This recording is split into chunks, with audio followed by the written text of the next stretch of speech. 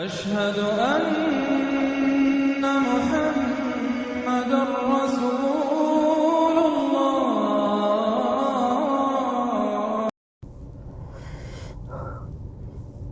अस्सलामु अलैकुम रहमतुल्लाहि व बरकातहू। आज 26 फरवरी है 2025, जुमा का दिन है और तकरीबन 9 बज चुके हैं।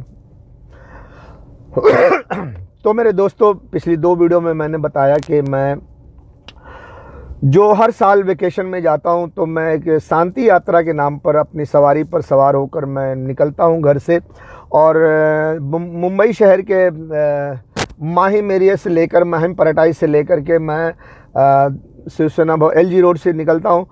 LG रोड से शिवसेना भवन, दादर और दादर मार्केट एरिया, कबूतर खाने तक जाता हूं, वहां तक, और शिवाजी पार्क का एक राउंड लगाता हूं। वहीं पे चक्कर लगाते थोड़ा टाइम वहां वेस्ट करता हूं, घूमता फिरता हूं साइकिल लेके, और अपनी साइकिल पे चढ़कर, उतरकर, पैदल चढ़कर, सवार, ऐसे चल वल कर वहाँ तक करता हूं। और ज़्यादातर वहीं रहता हूं। वैसे सिटी भी पूरा कंप्लीट गया हूं। पैडल रोड, ताजमहल होटल भी गया, और ताजमहल होटल के सामने अपनी गाड़ी खड़ी करके वहाँ पर भी शांति यात्रा का जो मेरे दिल में है वो लोगों में गया, वहाँ दिखाया।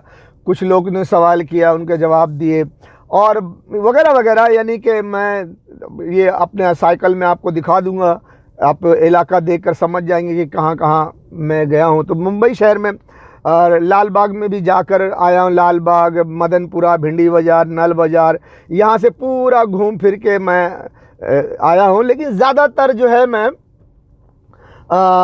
माहिम पराटाई से लेकर दादर, शिवसेना भवन और कबूतर खाना, शिवाजी पार्क, यही इलाके में घूमता रहता हूँ। पूरा सिटी में जाना मैं समझता हूँ कि कभी कभी चले गया तो चले गया, नहीं तो रोज़ नहीं, डेली नहीं, मगर लेकिन LG रोड पर माहिम से दादर, शिवसेना भवन, यहाँ पर हफ्ते में 2 दिन सिर्फ नहीं जाता था, संडे को और फ्राइडे को। ये 2 दिन को छोड़कर डेली हमेशा जाता था, रोज हफ्ते में सारे दिन, सिर्फ 2 दिन, संडे और फ्राइडे। कभी कभार ऐसा कुछ काम निकल आ जाता था तो मंडे को भी एब्सेंट कर देता था, कभी कभार, नहीं तो डेली। तो मेरा जाने का मकसद ये था कि लोग रोज़ देखें और समझें, कुछ बात जो न समझ में आए पूछें, मैं लोगों को समझाऊं। क्योंकि साइकिल एक जगह खड़ी करके लोगों को बाआवाज़ बुलंद कमेंट करना, उनको समझाना, फिर उसके लिए मुझे पुलिस वालों से परमिशन लेनी पड़ेगी, और परमिशन नहीं लूँगा तो कोई मेरे इख्तलाफ भी करेगा, खिलाफ खड़ा होगा, फिर पुलिस मुझे आके पकड़ेगी, भाई इसके परमिशन है तुमको, नहीं है तो क्यों कर रहे हो ऐसा। तो वो भी गलत होगा ना, कानून से चलना। तो मैं कुछ बोलता नहीं हूँ, अपना साइकिल से जाता हूँ, आता हूँ, जिसको जो देखना है, जिसको जो समझना है समझ ले, जिसके समझ में नहीं आए अगर कुछ पूछता है तो मैं उसे समझा देता हूँ। क्योंकि परमिशन लेने कौन जाएगी, मैं डेली ऐसे निकलता हूँ, मैं ये करूँगा वो करूँगा। अभी फेसबुक, यूट्यूब के ज़रिए मैं अपनी आवाज़ उसमें डाल के समझा सकता हूँ। तो मेरे दोस्तों, पिछली दूसरी नंबर वीडियो के एंड में मैंने आपको बताया कि यहाँ पर US, अमेरिका, नेटो, यूरोप, ये जो हिंदुस्तान को इस्तेमाल करने वाले हैं, हिंदुस्तान को इस्तेमाल करके ईरान, पाकिस्तान और चाइना को मरवाने वाले हैं। फिलहाल वो पाकिस्तान और चाइना को मरवाएंगे, इससे जब फारिग होगा हिंदुस्तान तो चाइना पे हमला करवाएंगे। चाइना को भी मारना ज़रूरी है, ठीक उसी तरह जैसा कि इस वक्त ईरान को मारना ज़रूरी है। तो अगर सुपर पावर हिंदुस्तान को इस्तेमाल करने में कामयाब हो जाता है और हिंदुस्तान ईरान, पाकिस्तान और चाइना को मार देता है, तो फिर ये समझ लो कि दुनिया भर के लोग गुलाम बन जाएंगे, एक लेबर कैंप में रहेंगे, और इल्यूमिनेटी खुफिया एजेंसी के कानून के मुताबिक लेबर कैंप में रहेंगे, एक वर्कर बन के काम करेंगे, महीने में तनख्वाह आएगी, वो तनख्वाह में आप रोटी खाओ और शराब अय्याशी जो करना है करो, क्योंकि आपको शराब अय्याशी की मना नहीं होगी। दुनिया भर की औरतों को बाजार में बिठा दिया जाएगा, हर जगह जगह पर बाजार होगी। आप जिस औरत के साथ चाहोगे सेक्स करोगे, कोई भी औरत आपको मना नहीं कर सकेगी। जो औरत कहेगी मैं शरीफ हूं, मैं कपड़े पहनूंगी, मैं किसी पराये मर्द के साथ सोहबत नहीं करूंगी, मैं एक मर्द से शादी करूंगी, उसको उठाकर जेल में डाल दिया जाएगा। देशद्रोह का कानून लागू हो जाएगा उस पर, और उसको ऐसी जेल में डाला जाएगा जहां की औरतों के साथ न जाने कितने मर्द लाइन लगा के सेक्स करेंगे, और उसके बाद उस पर ज्यादती भी करेंगे, उसको मारेंगे पीटेंगे भी, उसके लिए जेल है। तो बहुत सख्त कानून लागू होगा बाजार की औरतों पर, और बाजार की औरतें बेचारी एकदम चीखेंगी, तड़पेंगी, उनको बचाने वाला कोई नहीं होगा। तो औरत, दुनिया भर की औरतें, हिंदू मुसलमान सिख ईसाई, सबकी औरतें कैद खाने में चली जाएंगी, बाजार में चली जाएंगी। तो इतना बड़ा काम होने वाला है कि हिंदुस्तान को इस्तेमाल करेंगे। अगर हिंदुस्तान को इस्तेमाल करने में कामयाब हो जाते तो सारी दुनिया की औरतें बाजार में बैठ जाएंगी, और सारी दुनिया के मर्द लोग वो एक वर्कर बन के रह जाएंगे, लेबर बन के रह जाएंगे। खानदान, फैमिली, ब्याह शादी, बच्चे बच्चा, फैमिली, ये सब खत्म। मेरा घर, मेरा बंगला, मेरा फ्लैट, मेरा झोपड़ा, कुछ नहीं, सब लेबर कैंप में रहना होगा। कोई अपनी मर्जी से पढ़ लिख कर कोई डॉक्टर इंजीनियर भी नहीं बन सकता। जो हुकूमत कहेगी वही पढ़ना होगा, जो हुकूमत काम देगी वही काम करना होगा, जो हुकूमत जितनी तनख्वाह देगी उसी तनख्वाह में काम करना होगा। तुम ये भी नहीं कह सकते कि हम काम ज़्यादा करते हैं, हमको तनख्वाह ज़्यादा चाहिए ना। ये सारी गुलामी के तहत तुमको जिंदा रखने के लिए तनख्वाह देंगे, खिलाएंगे, पिलाएंगे, और शराब अय्याशी करवा के तुम्हें हमेशा के लिए गुलाम बनाए रखेंगे वो। और जो हुकूमत में रहेंगे, जो बड़े ऑफिसर रहेंगे, जो बड़े, उनके लिए अच्छे अच्छे आइटम अपने लिए सब चुन ले जाएंगे, अच्छी अच्छी लड़कियां वो पकड़ ले जाएंगे, अच्छी खूबसूरत फिगर वाली, सब उनके लिए होगा। सारी दौलत, सारी हुकूमत सब उनके लिए होगा। और लोगों को जिनको गुलाम बना लिया जाएगा, फिर वो कभी हुकूमत में नहीं जा सकेंगे। तो अगर हिंदुस्तान कामयाब हो गया तो सब गुलाम हो जाएंगे, औरतें बाजार में बैठ जाएंगी। तो कितना बड़ा यहां अहम रोल है हिंदुस्तान का। इसके लिए चंद एक अधर्मी हैं, चंद एक जानते हैं कि वो यूएस की गुलामी कर रहे हैं और वो अधर्म के लिए काम कर रहे हैं, लेकिन ज्यादातर हिंदुस्तान के लोगों को धर्म के नाम पर इस्तेमाल किया जा रहा है।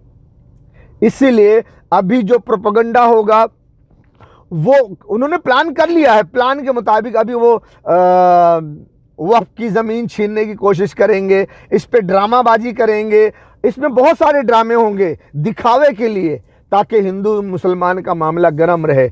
मुसलमान को उकसाया जाएगा, मुसलमानों पे गोलियां चलाई जाएंगी, मुसलमानों की मस्जिदों पर बुलडोजर चलाया जाएगा, और मुसलमानों को छूट भी दी जाएगी कि वो हिंदुओं का कत्लेआम करें, ताकि हिंदू भी मुसलमान के खिलाफ खड़े रहें, जिससे कि आसानी हो हिंदुस्तान की फौज, हिंदुस्तान की ताकत को अमेरिका के लिए, इजराइल के लिए, यूएस के लिए, यूरोप के लिए, वन वर्ल्ड गवर्नमेंट के लिए, इल्यूमिनेटी खुफिया एजेंसी के शैतानी हरकत के लिए इस्तेमाल करने के लिए आसान हो जाए। क्योंकि हर हिंदू जो बहुसंख्यक है सब हुकूमत के साथ रहेगा, और वो हुकूमत यही प्लानिंग से काम कर रहा है ताकि हम पाकिस्तान और ईरान को और चाइना को साफ कर सके, ताकि अमेरिका वन वर्ल्ड गवर्नमेंट बना सके। उस प्लानिंग के तहत काम हो रहा है। तो यहां बहुत बड़ी प्लानिंग है, कामयाब हो जाएगी। यहां पर एक हीरो की एंट्री लाजिम है, लाजिम है, लाजिम है। किसी एक ज्ञानी का एंट्री यहां करना लाजिम है। क्यों? ये सारी मालूमात उसको होना चाहिए। ऐसा शख्स हीरो होगा, ऐसा शख्स हीरो होना चाहिए जिसको इन तमाम चीजों के बारे में मालूमात होनी चाहिए। अगर मालूम ही नहीं होगा तो लोगों को समझाएगा क्या? लोग कहेंगे जी हमारा प्रधानमंत्री तो हिंदुत्व के लिए काम कर रहा है। तो उसको ज्ञान होना चाहिए कि अपने ज्ञान से लोगों को नसीहत कर सके कि ये धर्म के लिए नहीं, देश के लिए नहीं, बल्कि अंग्रेजों के लिए ये काम हो रहा है, ताकि हिंदुस्तान को इस्तेमाल करना आसान हो जाए।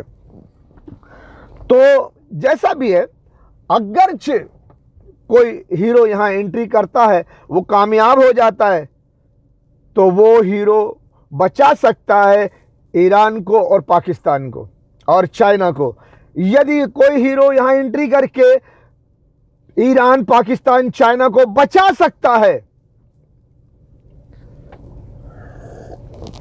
अगर ये तीनों कंट्री ईरान, पाकिस्तान, चाइना बच गए तो पूरे गल्फ के पेट्रोल पर कब्जा करना नामुमकिन है। और जब पूरे पेट्रोल पे कब्जा करना नामुमकिन हो जाएगा, उनके हाथ में दुनिया की दौलत नहीं आ पाएगी, तो फिर दुनिया भर की हिंदू, मुसलमान, सिख, ईसाई की औरतों को बाजार में बिठाना नामुमकिन हो जाएगा, क्योंकि दौलत भी उनके हाथ में नहीं, ताकत भी उनके हाथ में नहीं, तो औरतों को, दुनिया भर की औरतों को बाजार में कैसे बिठाएंगे?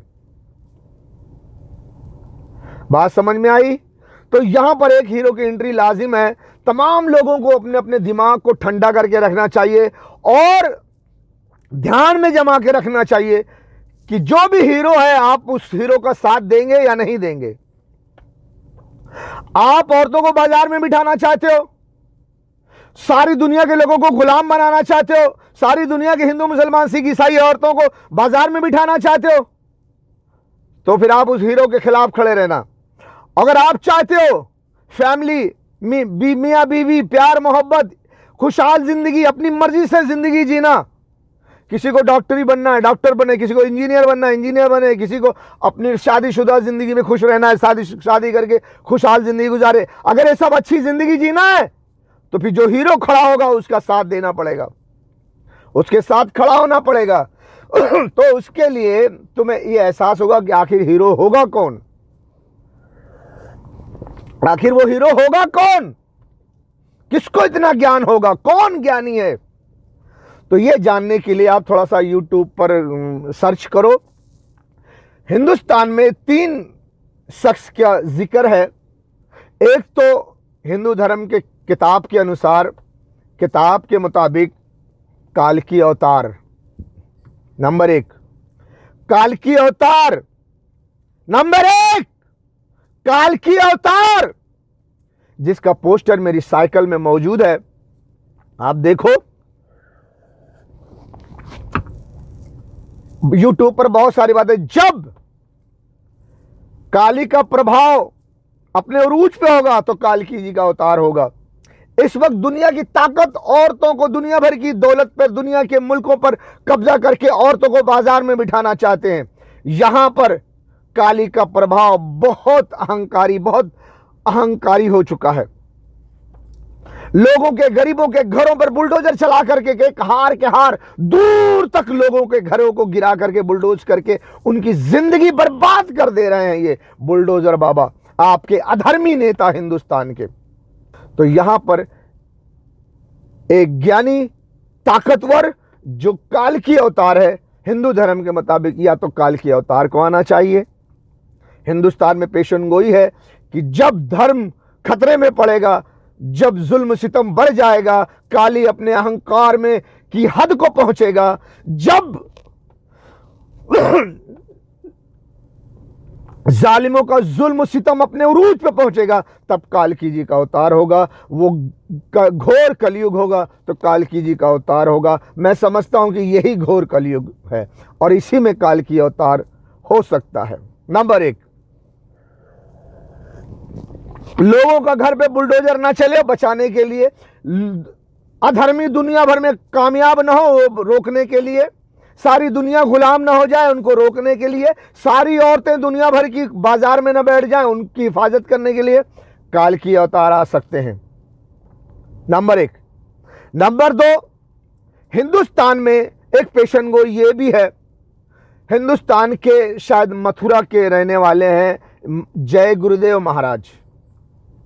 जय गुरुदेव महाराज, उनका भी ये पोस्टर है। उन्होंने कहा है कि खुदा का पैगाम लेकर एक फकीर जमीन पर उतरेगा, खुदा का पैगाम लेकर एक फकीर आएगा, जमीन पे उतरेगा। तो उनका भी पोस्टर है ये एक। तो उनके जरिए ये बहुत सारी बातें कही गई है कि एक फकीर आएगा, एक महापुरुष आएगा और वो सब जानता होगा और वो तमाम जालिमों को ठीक करेगा और हिंदुस्तान में चैन अमन कायम करेगा। और बहुत सारी बातें कही हैं। आप YouTube पर सर्च करो जय गुरुदेव महाराज की भविष्यवाणियों पर थोड़ा सा सर्च करो तो आपको मालूम पड़ेगा। तो ये महापुरुष हिंदुस्तान में पैदा होगा। जय गुरुदेव महाराज ने कहा उत्तर प्रदेश में पैदा होगा, और काल्की अवतार जी के लिए बहुत लोगों ने कहा कि वो उत्तर प्रदेश में पैदा होंगे। काल्की अवतार जी भी उत्तर प्रदेश में पैदा होंगे। जय गुरुदेव ने कहा कि महापुरुष भी उत्तर प्रदेश में पैदा होगा। और तीसरा जो है वो फ्रांस के नास्टेडमस की पेशनगोई में है। एक चायरन नाम का नास्टेडमस ने पेशनगोई की है कि एक चायरन हिंदुस्तान में पैदा होगा।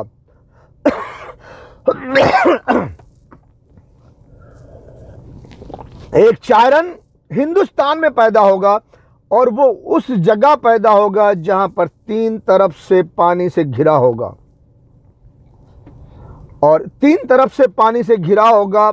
और उनकी भविष्यवाणी में एक चीज ये है कि 5 जलधाराओं के द्वीप से सायरन सिलिन का उदय होगा।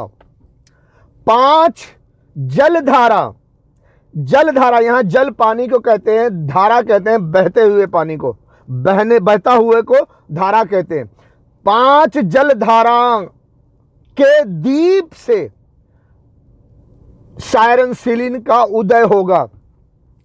तो द्वीप कहते हैं उस चीज को जिसके चारों तरफ पानी हो, चारों तरफ पानी हो, बीच में थोड़ी सी जमीन जो दिखाई देती है उसे द्वीप कहते हैं। जहां तक मैं समझता हूं, मैं मेरे इल्म से बात कर रहा हूं, बाकी अगर मैं गलत कह रहा हूं तो आप इख्तिलाफ कर सकते हो, नहीं ना मानो आपकी मर्जी।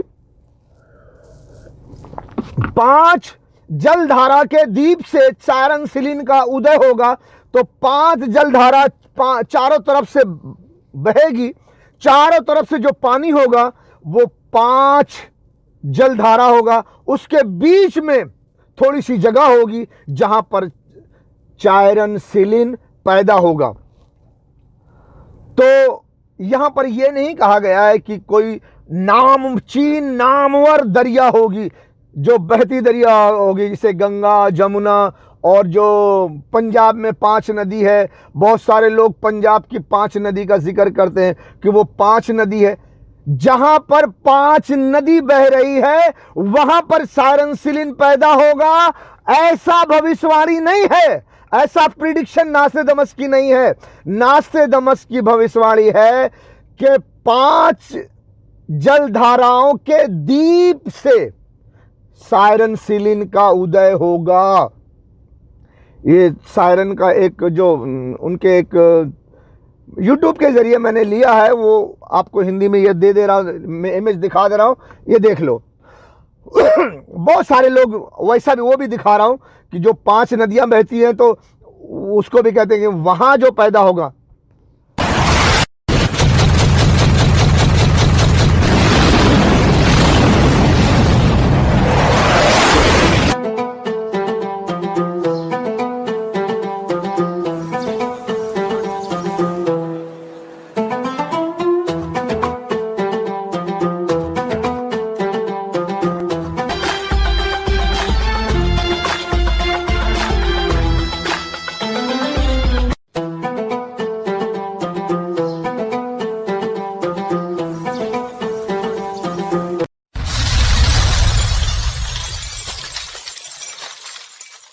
किया जाए, लेकिन उस समय देश में कुछ ऐसा होने वाला है कि आप अचंभा रह जाएंगे। क्योंकि अगर मोदी जी जीत भी जाते हैं, अच्छी बात है, या कोई और जीत जाता है, पर वो प्रेसिडेंट रहेगा, राष्ट्रपति बन जाएगा। लेकिन वो प्रेसिडेंट नहीं होंगे, राष्ट्रपति नहीं होगा, क्योंकि वो सुप्रीम आने वाला है, जो एक मीडियम इंसान होगा, मीडियम फैमिली से होगा।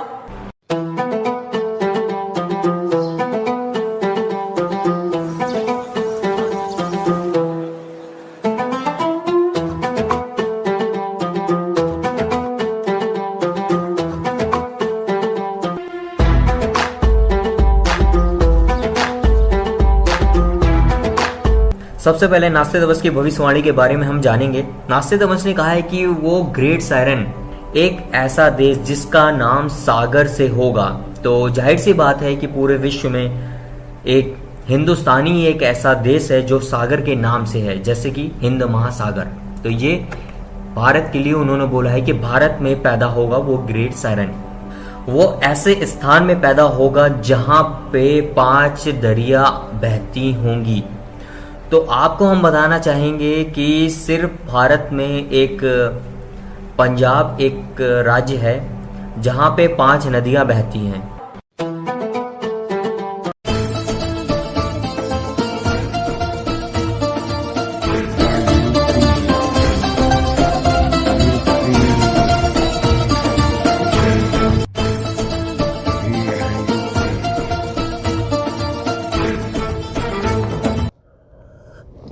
जहां 5 नदियां बह रही हैं जैसे पंजाब में, तो वहां पर कहां बच्चा पैदा होगा, नास्ट्रेडमस ने भविष्यवाणी नहीं की है। नास्ट्रेडमस ने यह नहीं कहा कि जिस स्टेट में 5 दरिया बहती होंगी वहां बच्चा पैदा होगा। नास्ट्रेडमस ने यह कहा कि 5 जलधाराओं के द्वीप में सायरन सिलीन का उदय होगा। तो द्वीप बनता है 5 जलधारा से। अब एक द्वीप वो भी है जो किसी समंदर में होता है, एक छोटी सी जमीन होती है, द्वीप होता है, उसके चारों तरफ समंदर ही समंदर होता है, वो भी द्वीप है। लेकिन नास्ट्रेडमस ने कहा 5 जलधारा। अब ये समंदर में जो द्वीप है वो तो एक ही जलधारा हुआ, उसके चारों तरफ समंदर ही है, कोई गंगा जमुना सरस्वती तो नहीं है, समंदर ही है, एक ही जलधारा है समंदर, या फिर कहीं पर एक ही नदी के द्वीप है, उसके चारों तरफ जो पानी है वो एक ही द्वीप कहलाती है, या बहुत होगा 2 द्वीप कहलाएगा, 2 दरिया कहलाएगी, 2 दरिया के बीच में द्वीप होगा ना। यहां पर कहा गया है 5 जलधाराओं के द्वीप से सायरन सिलीन का उदय होगा। तो जहां पर सायरन सिलीन का पैदा हुआ है, जहां पर पैदा होगा वो एक द्वीप होगा, उसके चारों तरफ पानी होगा, तब वो द्वीप बनेगा। और ये भी कहा गया है कि हमेशा उसके 3 तरफ से पानी से घिरा हुआ होगा। जरूर अजीब है। नास्ट्रेडमस ने अंग्रेजी में शहरीन लिखा है। पैगंबर तो एक ही है, मोहम्मद। उनके कुल का नाम हाशमी था। हाशमी के अंतिम अक्षर के पहले श, यानी जिस नेता के प्रादुर्भाव की बात कही जा रही है उसका नाम श से शुरू होना चाहिए। 3 ओर घिरे समुद्र क्षेत्र में वो जन्म लेगा।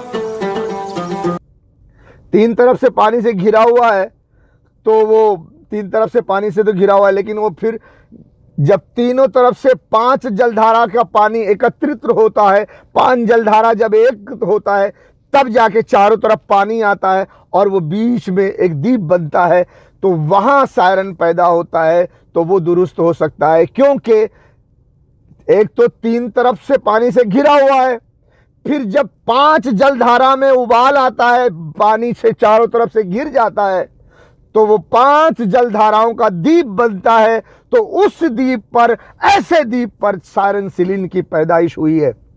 सायरन सिलीन के कहने के मुताबिक, नास्ट्रेडमस के कहने के मुताबिक, तो 5 जलधारा के द्वीप से सायरन सिलीन का उदय होगा।